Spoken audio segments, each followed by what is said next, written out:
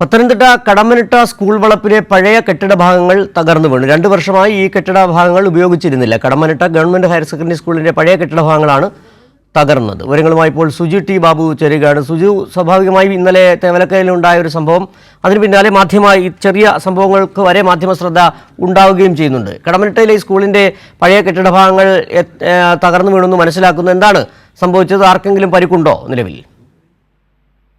ഇന്നലെ രാത്രിയാണ് Pathanamthitta Kadammanitta higher secondary സ്കൂളിന്റെ പഴയ കെട്ടിടം മഴയത്ത് തകർന്നു വീണത്. ശക്തമായ മഴ ഇന്നലെ ഉണ്ടായിരുന്നു.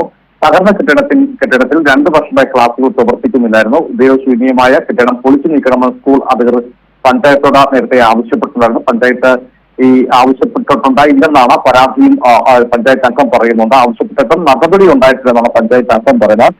ആ കാര്യത്തിൽ പഞ്ചായത്തിന്റെ ഭാഗത്തുനിന്ന് വിശദീകരണം ആവശ്യമാണ്. സ്കൂൾ കെട്ടിടം തകർന്നു വീഴുന്നത് രാത്രിയായതിനാൽ തന്നെ വൻ അപകടമാണ് ഒഴിവായിരിക്കുന്നത്. കുട്ടികൾ കളിക്കുന്ന ഗ്രൗണ്ട് ഈ തകർന്നു വീണ കെട്ടിടത്തിന് സമീപമാണുള്ളത്. തകർന്ന കെട്ടിടത്തിന്റെ വരാന്തിയിൽ കുട്ടികൾ കളിക്കുന്ന സമയം വിശ്രമിക്കുന്നുവെന്നും ചില ആളുകൾ പറയുന്നുണ്ട്. ഇക്കാര്യത്തിലേക്ക് സ്കൂളിലെ അധ്യാപകരാണ് കൃത്യമായി വിശദീകരണം നൽകുന്നത്. എന്തായാലും ഈ അപകടം മനസ്സിലാക്കിയാണ് കെട്ടിടം പൊളിച്ചു നീക്കണമെന്ന് സ്കൂൾ അധികൃതർ പഞ്ചായത്തോടും മറ്റ് അധികാരികളോടും ആവശ്യപ്പെട്ടെന്നാലും ഇപ്പോൾ പൊളിഞ്ഞു വീണ കെട്ടിടം സ്കൂൾ പ്രവർത്തിക്കുന്ന കെട്ടിടമല്ല, അത് പഴയ കെട്ടിടമാണ്. നമുക്കറിയാം, ഈ സർക്കാർ അധികാരത്തിൽ വന്ന ശേഷം നിരവധി കെട്ടിടങ്ങൾ പുതുക്കി പണിയുകയും ഒട്ടനവധി വികസന പ്രവർത്തനം വിദ്യാഭ്യാസ മേഖലയിൽ കൊണ്ടുവന്നിട്ടുണ്ട്. അത്തരത്തിൽ ഒരു സ്കൂൾ മാറുകയും അവിടെ പഴയ കെട്ടിടം നിലനിന്നിരുന്നു. അത് പൊളിച്ചു മാറ്റാൻ കാത്തിരുന്നൊരു കെട്ടിടം കൂടിയാണ് ഇത്.